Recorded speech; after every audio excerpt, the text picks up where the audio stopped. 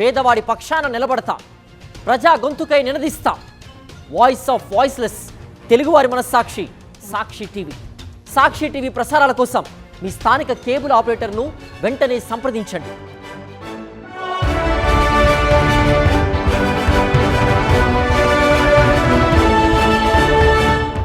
Viral వీడియోలు ఎక్కువగా China నుంచే వస్తూ ఉంటాయి. చిత్ర విచిత్రమైన వార్తలు చూస్తూ ఉంటాం.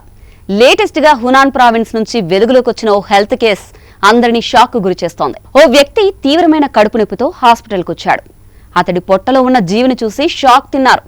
జీవంతో ఉన్న ఒక అడుగు పొడవైన ఈలాంటి జీవిని గుర్తించారు. ఈ ఘటన వైద్యులను సైతం ఆశ్చర్యపరిచింది. హునాన్ ప్రావిన్స్ కు చెందిన 33 ఏళ్ల వ్యక్తి ఒక్కసారిగా తీవ్రమైన కడుపు నొప్పితో అల్లాడిపోయాడు.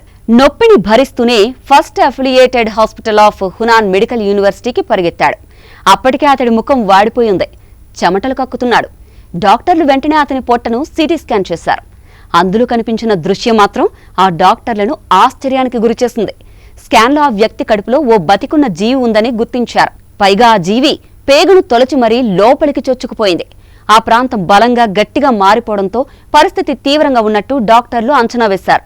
వెంటనే లాప్రోస్కోపిక్ శస్త్రచికిత్స ప్రారంభించారు. కడుపులో ఉన్న ఈల్ పేగులోని సిగ్మాయిడ్ కొలెన్ను చీల్చేసింది. వెంటనే స్పెషల్ క్లాంప్తో దాన్ని జాగ్రత్తగా బయటకు తీసి ఆపై పేగును కుట్టేశారు. శరీరాన్ని శుభ్రంగా కడిగి ఇన్ఫెక్షన్ రాకుండా చర్యలు చేపట్టారు. సర్జరీ విజయవంతం కావడంతో ఆ వ్యక్తి కొన్ని రోజుల చికిత్స తర్వాత కోలుకుని డిశ్చార్జ్ అయ్యి ఇంటికి వెళ్లిపోయాడు. అయితే అతడి బాడీలోకి ఆ ఈల్ ఎలా చొచ్చుకుపోయింది అన్న విషయంపైన మాత్రం క్లారిటీ లేదు.